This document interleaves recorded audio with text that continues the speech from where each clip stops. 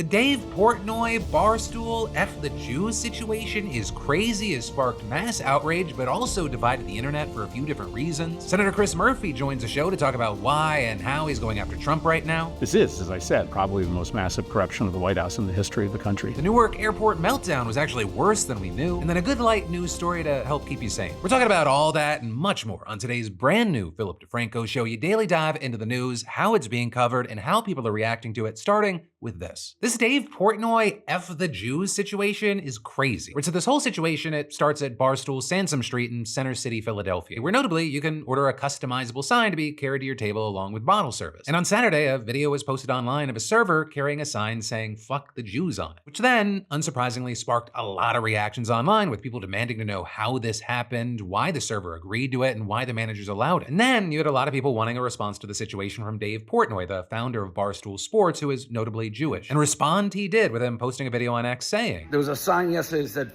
the Jews." I've been shaking. I've been so mad for the last 2 hours. With Dave going on to say that he was working on tracking down everyone involved, that the two waitresses responsible for the table had already been fired, and that he spoke to the people who actually ordered the sign. I've talked to one of the two guys who did it. He's like, I'm not anti-Semitic. He's basically crying to me. And I'm just like, I don't buy it for a second. Who the would do that sign in my bar? You think I'm just gonna sit here? I'm gonna make it my mission to put you in lights. My mission. Kid's crying. I just hung up on his ass. I go, I'm giving you 1 hour. 1 hour. 2 kids go to Temple. Tell me, how do I make this right before I go ape shit? You want to take anti-Semitism classes, you want to do whatever, you make it feel right. I don't need your tears. Then, in an update later on Sunday, you had Dave posting another video, a bit calmer this time, saying, my initial reaction was like, I'm going to burn these people to the ground, their families, everything. And it's like, you know what? Maybe that's not the best course of action. Maybe I can use this as a teaching moment. With him then going on to say that he was going to send them on a tour of Auschwitz in Poland. But I talked to both the culprits who I know are super involved in it, talk to the families.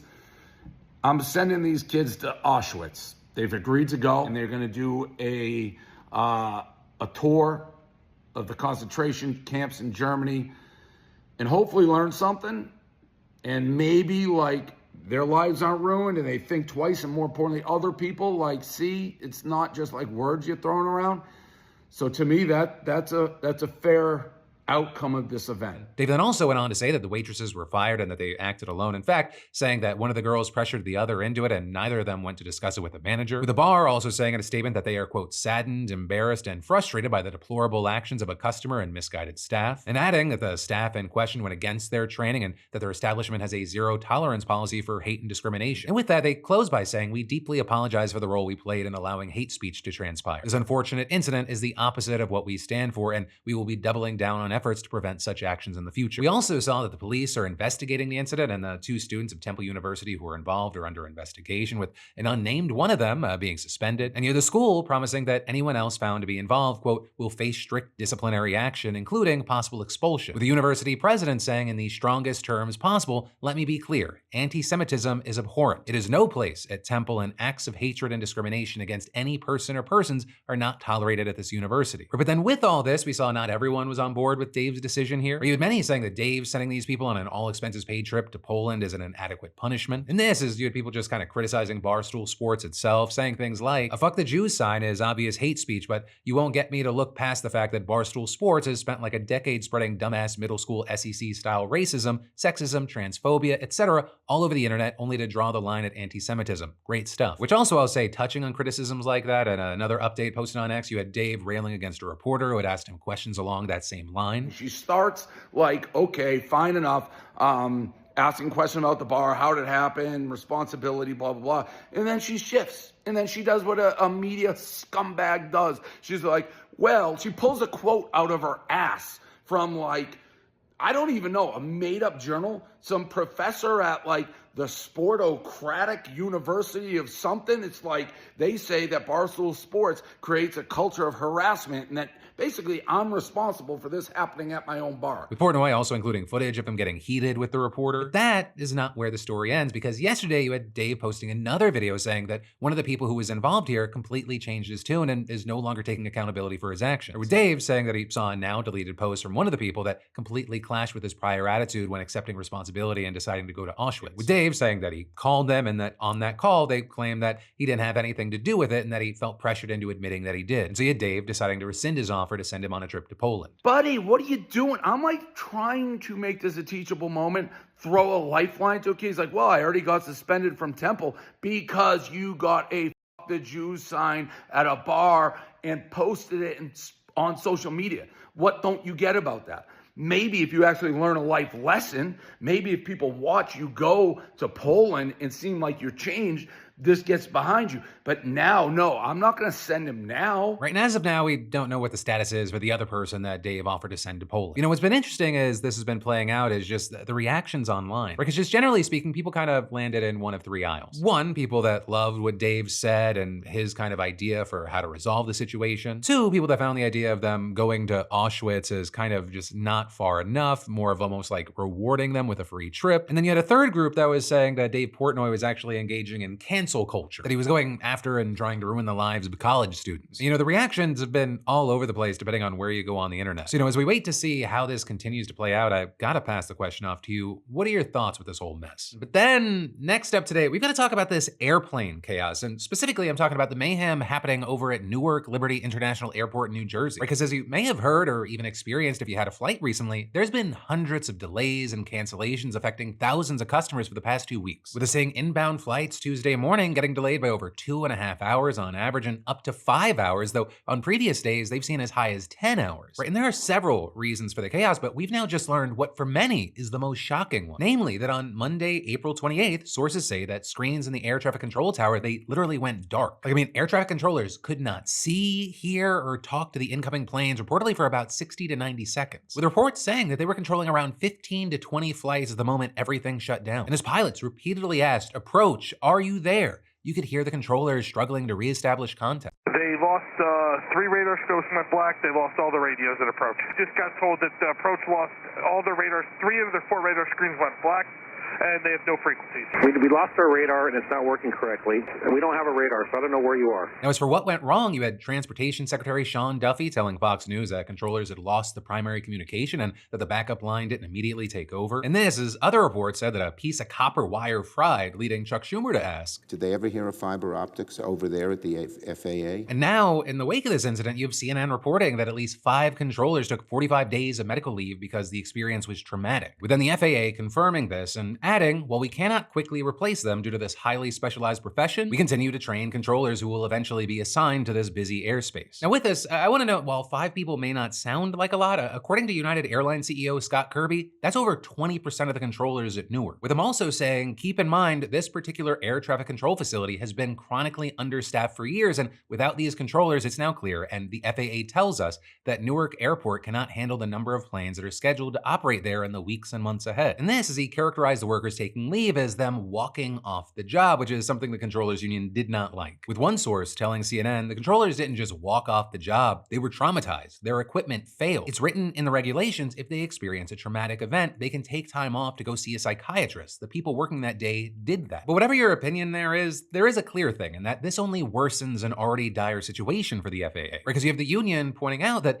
the nationwide shortage of controllers, it's nearly the worst it's been in 30 years. With the controllers who remain describing how they're stressed, burnt out, frequently taking overtime. Hell, one Newark employee even told NBC flatly, it is not safe. With then reporter Tom Costello adding, really an incredible statement, unsolicited. He just said that to me, and separately, don't fly into Newark, avoid Newark at all costs. And as if the air traffic control situation wasn't enough, construction work's currently being done on one of the runways, closing it down until mid-June, which then leaves them with only 2 operational runways, but even those aren't guaranteed because severe weather was expected to hit the tri-state area on Tuesday. And so then with all this, you had Chuck Schumer taking the opportunity to call out the White House and demand accountability. Keeping the flying public safe and our national airspace efficient is the responsibility of Donald Trump's FAA. They're failing spectacularly. So today, I am demanding a full Inspector General Office investigation into what happened at Newark so these problems do not get worse or spread to other airports around the nation. And with this, I do want to note that Sean Duffy agrees that the system is broken and needs massive reform. The system that we're using in air traffic control, it's incredibly old. This system is 25, 30 years old. We use floppy disks. We use copper wires. We're about 3,000 air traffic controllers short right now. With him saying that back in March, his department bumping Academy student pay by 30%, streamlining the hiring process, and prioritizing applicants who score highest on the entrance exam. And that's in addition to them now announcing plans to give all new graduates from the Academy a $5,000 bonus, give bonuses to controllers willing to work at harder to fill locations, and give bonuses to controllers who work past their retirement age. And then actually, on top of that, his department will announce a plan to modernize the air traffic control system this Thursday. So a big thing there is that Duffy said that the rollout, it might take 3 to 4 years to complete. And then I've got more news for you in just a moment, but first, real talk. I thought that I was on top of my finances, but that's until Rocket Money called me out. I just had so many random subscriptions still charging me, apps I hadn't opened up in months. One that was from a free trial that I swore I canceled, but apparently I didn't. And that is where today's sponsor, Rocket Money, came in clutch. Because Rocket Money is a personal finance app that helps find and cancel your unwanted subscriptions, monitors your spending, and helps lower your bills so you can grow your savings. And not only that, they'll actually negotiate your bills for you. So, if you're overpaying, for example, your internet, cable, phone, Rocket Money will deal with customer service so you don't have to. And their dashboard, it helps me see where my money is going, set budgets, and track my spending trends. Also, their goals feature, it made saving feel doable. Like even small amounts have started adding up. So it's not surprising to learn that Rocket Money has over 5 million users and has saved a total of $500 million in canceled subscriptions, saving members up to $740 a year when using all of the app's premium features. Or I didn't think I needed help, but Rocket Money helped me clean up my finances fast. So if you're trying to save more, stress less, and stop wasting money, this is the move. Cancel your unwanted subscriptions and reach your financial goals faster with Rocket Money. Just go to rocketmoney.com/PDS today. That's rocketmoney.com/PDS. One more time, just for the people in the back, rocketmoney.com/PDS. But then, this is the biggest scandal in the history of the presidency. That is how Senator Chris Murphy has repeatedly described Trump's meme coin, which he says is a conduit for bribery. And today, he actually came on the show to talk to us about his new legislation that he just introduced and what he and many others believe is blatant corruption. I kind of want to jump straight into the topic of the day, and that is that, you have called Trump's meme coin the biggest scandal in the history of the presidency, which is a pretty bold claim. So can you walk us through what's happened?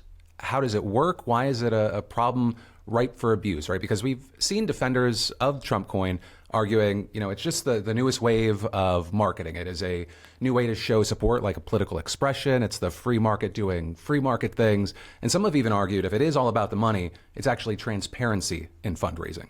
Yeah, I guess it's true. One way you could show support for your mayor is to hand him a check for $10 million.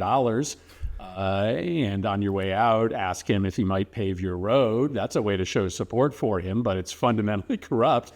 We don't allow our elected officials to make money through the back door, especially in exchange for favors and for favorable treatment from the federal government. That's exactly what's happening here. So the meme coin that Donald Trump has issued, but the stable coin as well, are just mechanisms by which individuals quietly, privately, secretly can send money to Donald Trump, a couple bucks or tens of millions of dollars, and then they can show up at the White House and ask for their favor. And everything we know about Donald Trump tells us that they are going to get much better treatment than folks who are not paying Donald Trump off. The meme coin is worth nothing, right? It has no independent value.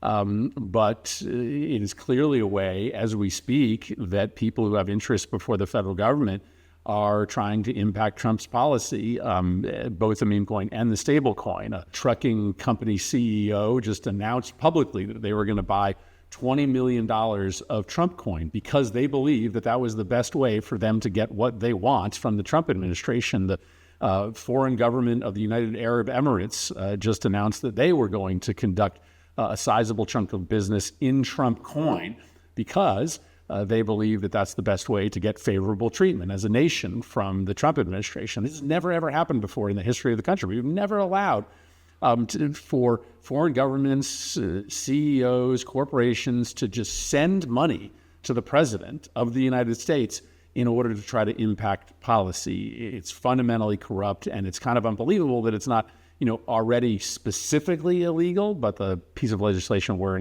introducing today would make it specifically illegal. Well, so I guess that's a question. Do you know for certain that Trump is personally profiting from this? And if so, at what level? Or is that kind of impossible to tell from the holdings? Because reports, have noted that 80% of the coin is held by Trump-linked entities.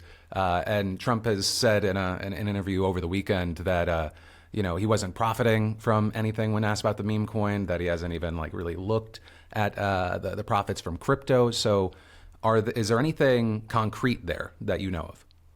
Oh, he's lying. He lies about a lot of stuff. But no, Donald Trump and his family, right, are the main investors in the company that is issuing the stable coin and the meme coin. So Trump absolutely stands to benefit personally, whether he gets that money now or after he is out of the Oval Office. He benefits personally and financially from the sale of the meme coin and the stable coin. How he makes money off the meme coin is a little complicated, right? He sort of sells portions of the overall allotment, and he gets paid by the exchanges when he sells those allotments. But then every time that there is a transaction of existing coin, he also gets a payment as well. All of those payments are made to a company that Trump and his family have the controlling interest in, and thus it is a very clear mechanism by which individuals can send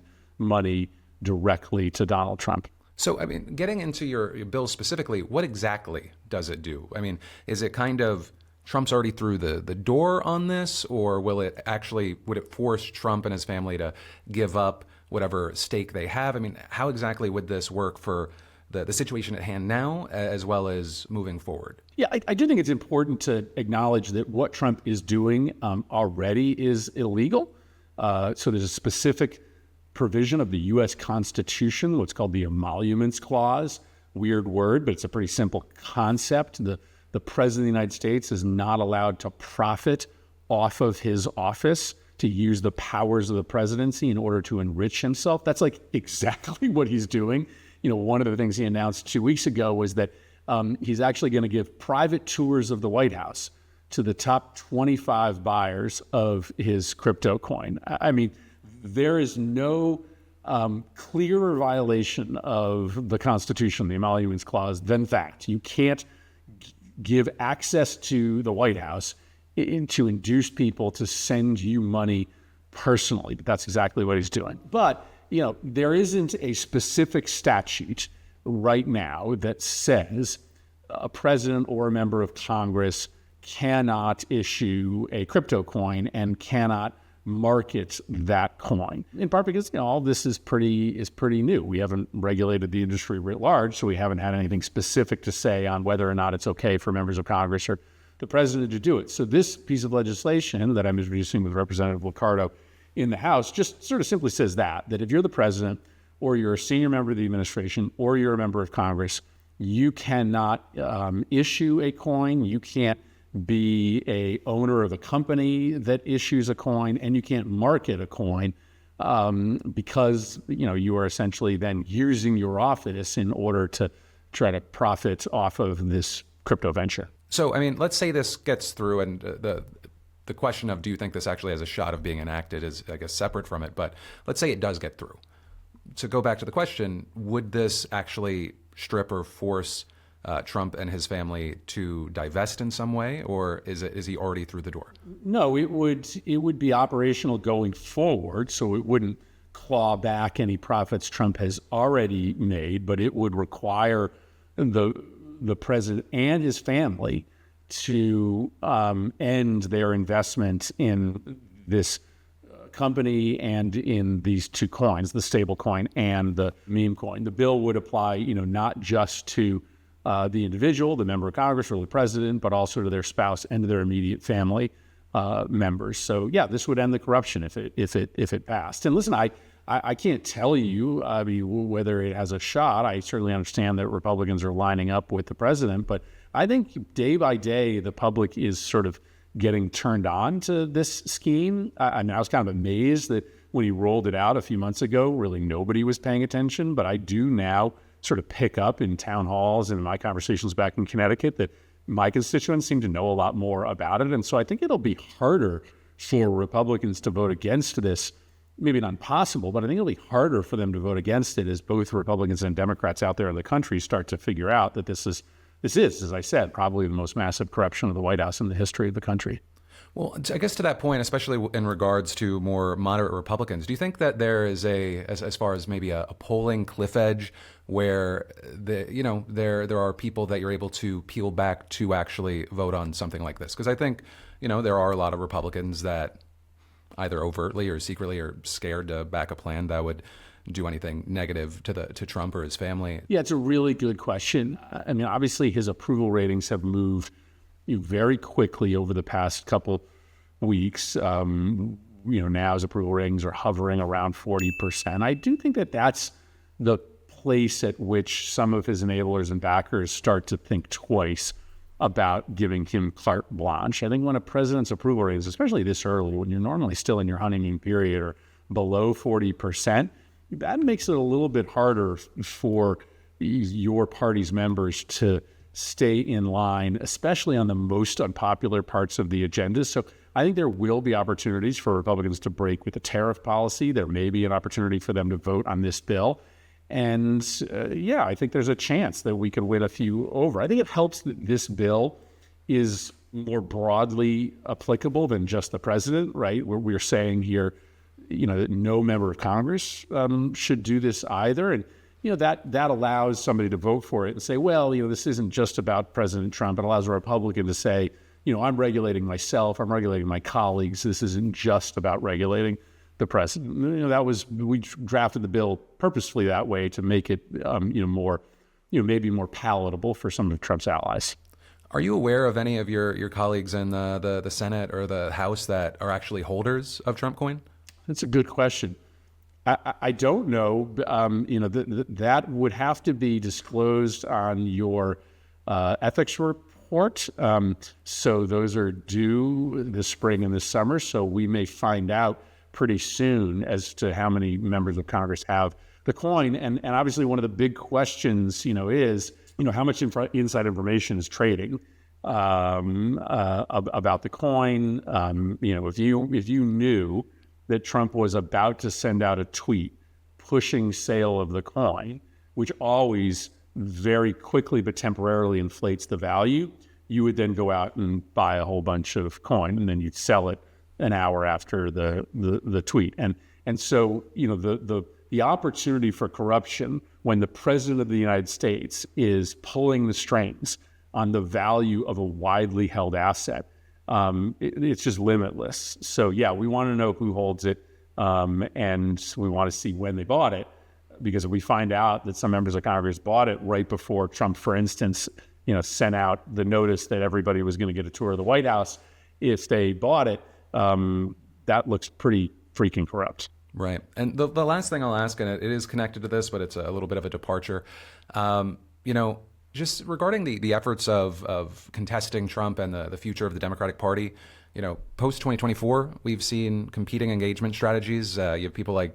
Gavin Newsom starting a podcast, and not exclusively, but bringing on big right wing and Trump voices to, I'd say, more hear out rather than debate. You have left-leaning leaders like AOC and Bernie Sanders getting a ton of traction with their Fighting Oligarchy tour and populist messaging. You have Pete Buttigieg hopping on podcasts to try to better communicate the moment, communicate Dem messaging, talk about the future. To your credit, we were talking, you came on our show 2.5 years ago, trying out different avenues. As someone that's in the thick of it, what do you make of the efforts? Do you see winning strategies, losing strategies? And, what do you think would be the most effective way for Democrats to recover from the election? Because, and I know I'm going on a little rant here, but I know that, David Hogg recently, the DNC vice chair, trying to shake things up, has argued we can't just be the party that's against Donald Trump. And as bad as Donald Trump's polling is right now, the Dems polling is kind of just really abysmal right now. What do you see as the winning strategies right now? Yeah, well, there's a lot there, right? But I try to cram it in right at the end. I think part of the reason the Democratic approval rating is really low is because Democrats are upset that Democrats aren't fighting hard enough against Trump. It's not necessarily because they're upset that we haven't unveiled a positive message. It's that they think that we're not stopping what Trump is doing. I mean, my basic theory of the case is this: Donald Trump floods the zone every day, and Democrats have to do the same thing. There is sort of a theory of the case out there that Democrats should sort of sit back and we shouldn't sound so alarmist, and we kind of have to reserve our political capital. And if we, are operating on 5-alarm status every single day, it just isn't credible. I don't believe that. I believe that the moment is urgent, and that if you aren't acting like it's urgent every single day, you actually are losing credibility. And I think that we have to be more prolific in the amount of communication we are doing. I was glad that Pete went on that podcast. There was a lot of risk there, but that was really important risk to take. People want to hear us speaking authentically. They want to hear us speak in a really unfiltered way. They want to hear that we're angry, right? And that doesn't often come across when we are vetting all of our communications through, consultants or pollsters. If we aren't doing what I'm doing with you right now, right, speaking one-on-one with people in an unscripted way. So I just think we have to act with alarmism and urgency. We have to be doing more communication than we're doing. We have to take risks. And if we do that, then I think we can meet the moment. Senator Murphy, thank you for the time. Thanks, man. Appreciate it.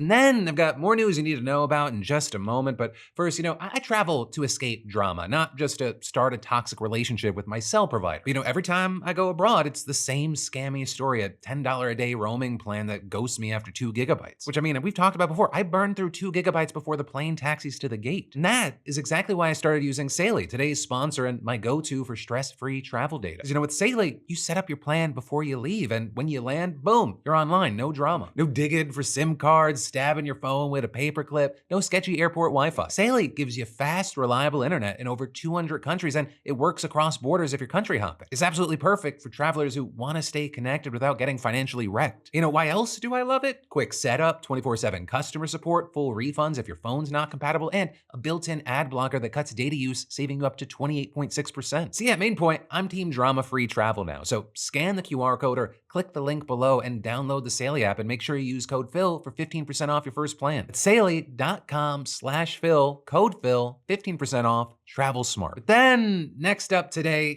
we knew that the IRS was getting gutted, but we now know to what extent. Because a little while back, congressional Democrats asked the Treasury Inspector General for Tax Administration to examine the Trump Doge cuts to the agency, and it just released its findings, with it stating that through March, the IRS lost about 11% of its total workforce. But the really big thing is when it comes to specific types of workers, because there, the numbers are much, much higher. With most notably, 31% of all its auditors, or some 3,600 people, having reportedly resigned or been fired. And that is still far below what the Trump administration was aiming for, since a recent memo outlined plans to cut as much as 40% of all staff, not just auditors. The Treasury spokesperson even telling CBS News, the Biden administration grew the IRS from 79,431 to 102,309 personnel. Under new leadership, approximately the same number of employees have left the IRS, with a vast majority leaving voluntarily through the deferred resignation program. And then continuing, the rollback of wasteful Biden-era hiring surges and consolidation of critical support functions are vital to improve both efficiency and quality of service. But there, you have critics countering, saying the idea that of all the agencies, the IRS is wasteful or inefficient is ludicrous. Right? And according to the advocacy group Better IRS, every dollar spent on auditing the top 0.1% of earners, it returns about $26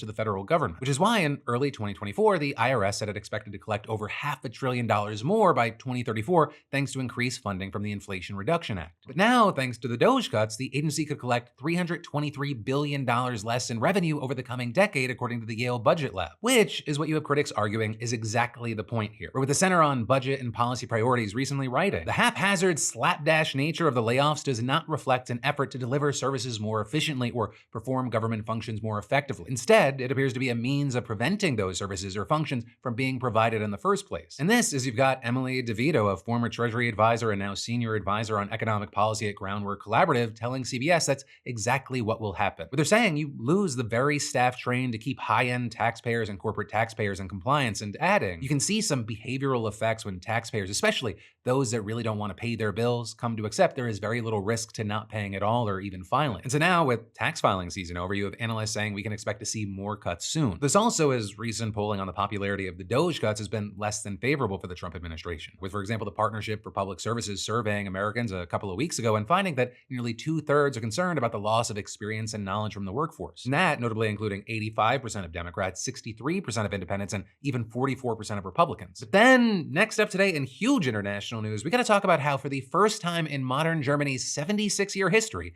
the candidate for chancellor has failed to win a majority in the first parliamentary vote. And while Friedrich Merz eventually got the votes, he's now starting his term weakened, all while the far-right party that's opposing him seemingly has the backing of the country that's long been Germany's most important ally, the United States of America. You know, with that, it's not just been today that things have been wild, it's been a turbulent few months in German politics. In February, national elections took place 7 months ahead of schedule due to the 2024 collapse of the previous governing coalition, with Merz's center-right Christian Democratic Union along with its sister party, the CSU, coming out on top with around 29% of the vote. And since then, he's been trying to cobble together a coalition with the center-left Social Democratic Party, which notably led the previous governing coalition before its collapse and then turned in its worst election performance in more than a century, taking third place with just over 16% of the vote. And then, the far-right anti-immigrant party Alternative for Germany, or AfD, it came in second with almost 21% of the vote, and that notably after being publicly endorsed by Elon Musk. And a key thing is that since February, its poll numbers have risen as some voters seemingly have taken issue with the CDU working with the SPD. In fact, in April, you saw AfD topping a major poll for the first time ever. And then, with all this, last week you had the country's domestic intelligence agency designating the party as a confirmed right-wing extremist force, meaning that officials can now use informants and other tools such as audio and video recordings to monitor its activities nationwide. And then beyond that, the designation is fueling a long-running debate on whether to ban the AfD under German laws intended to prevent a repeat of the country's Nazi past. Right, and that is members of the Trump administration have now weighed in. With, for example, Secretary of State Marco Rubio saying in a post on X, "That's not democracy, it's tyranny in disguise." And adding what is truly extremist is not the popular AfD, but rather the establishment's deadly open border immigration policies that the AfD opposes. He wasn't alone. You also had Vice President J.D. Vance sharing that post and echoing the sentiment. But then on the other side, you had the German Foreign Office replying to Rubio saying, "This is democracy. This decision is the result of a thorough and independent investigation to protect our Constitution and the rule of law and continue it. It is independent courts that will have the final say. We have learned from our history that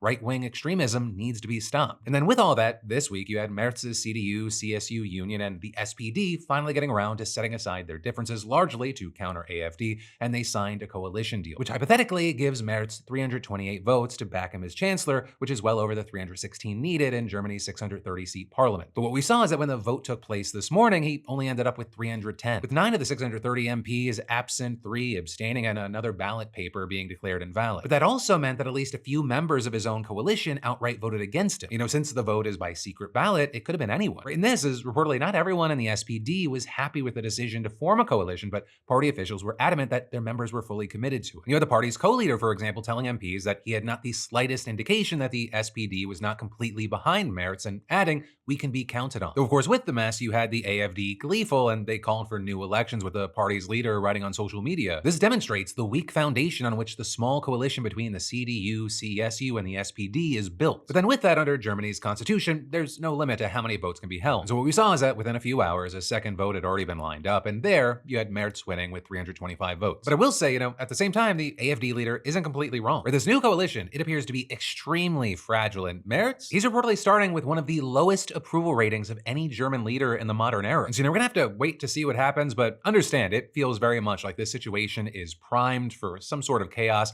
if there's not success almost right out of the gate. Then, next up from that, shifting gears to a different kind of news, let's talk about this Bodega owner that's giving kids free food and even cash for good grades. A little human interest piece. So this is Wally, and he's the manager of Zach's finest deli and grocery in Staten Island. And 2 years ago, he made a bet with one of his regular customers, Zamir, who was 12 at the time, by telling him that if he came in with good grades on his report card, that Wally would give him something from the store for free, with Wally saying, "I wanted to help motivate him." And a few days later, Zamir came back with an 88% average and asked for an Oreo milkshake, and with permission from Zamir's parents, Wally shared the video on TikTok, and then a bunch of neighborhood kids started coming in, with Wally explaining, "I couldn't just deny the rest of the kids. I started doing it for all the kids in the neighborhood," and he set up a system. Students with an average between 70 and 80%, they get $10 worth of free items, and those with 80% or higher, they get anything they want, and in fact, those with 90% or better, they get $100 and a free t-shirt. With Wally even rewarding kids for bringing in improved grades and perfect attendance records. And then, again, with their parents' permission, Wally posts these videos of these kids and their rewards on TikTok, with some of his videos then going viral. Right? And so we've seen one of the kids visiting Wally being a 11-year-old Russell Vincent, with him coming in with a 92.67% average, and he picked up a carton of eggs for his mom and a bunch of sweets for himself to celebrate. And Russ there, he's been bringing in his report card since the beginning of the school year, with his mom also chiming in that while he's always been a good student, Wally's encouragement has pushed Russell even further. And adding, I love it, I definitely think it's a good thing that he's doing. And we've also seen other parents echoing that sentiment, with, for example, the mom of an 8-year-old saying, my son wasn't doing badly, but he wasn't interested. And with Wally, it makes him want to go hard. And adding, what he's doing is amazing. He's making the kids want to do better, want to go to school, and want to get good grades. Right? At first, Wally was just paying for this project out of his own pocket, but as he's gained traction online,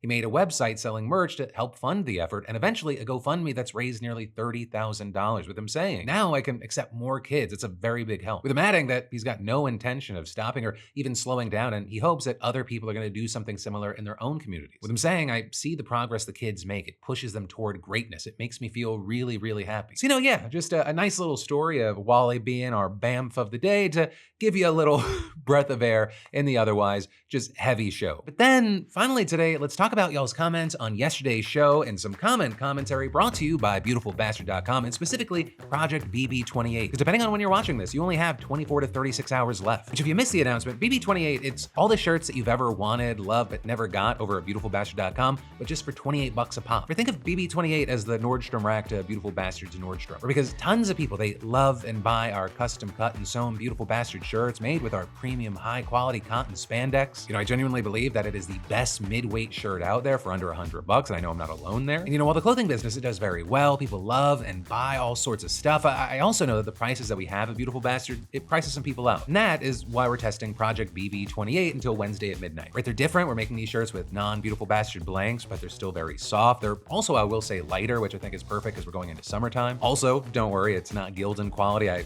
want people to come back and buy more. So yeah, if there's a tee that you've ever wanted, but you've been holding off, get it now. Because like I mentioned, at Wednesday at midnight, I'm gonna be making all of this private and just kind of look at the data and see if we're ever gonna do BB28 again. Is it a seasonal thing? Can it be a permanent sub-brand? Are we ever even gonna do it again? But all you gotta care about right now is that all of it's available at BeautifulBastard.com. Links in the description, definitely get in on it. But like I said, let's jump into those comments. Right, and in those comments, there was understandably a lot of focus on that Donald Trump interview, especially on the part of due process and is it your job to uphold the Constitution, and him going, I don't know. With Will Atkinson, for example, saying, I don't know is an acceptable answer if you're asked, what do you want for dinner? Not if you're asked, should the president follow the laws that the country was founded upon? What reality even is this anymore? To which I say, Will, this isn't reality. You're in a coma. Please wake up. You also had Cameron Hawkins saying, I'm not a lawyer, is essentially saying, I know what I'm doing is wrong, I just don't know the legal gray area lingo at the moment to brainwash my cult. Also, I'll say in those comments, there was a decent chunk of conversation around the Shiloh Hendricks situation. With y'all having takes like, imagine harassing a child and then claiming to be the victim and making money from it. We're truly living in a Black Mirror episode. Along with openly saying a 5-year-old is acting like a racial slur and getting support behind it really shows how backward we're walking. And this is you had Matthews saying, it's difficult to express in words how disheartening it is to see how much support the woman in the first story received. As much as some people may want to believe that racism is a part of the past, this, among other things currently happening in our country, goes to show that it is clearly still alive and well. But then finally today, I'll end with these two comments. One, reading 31 seconds in and seeing it's gonna be a heavy show with a lot of stories that will tick me off. Hi Phil, how are you doing? And the low stake chess news was really funny to me as an outsider, but I'd really rather hear about that than another horrific event happening in the world. And so with those, I'll start by saying,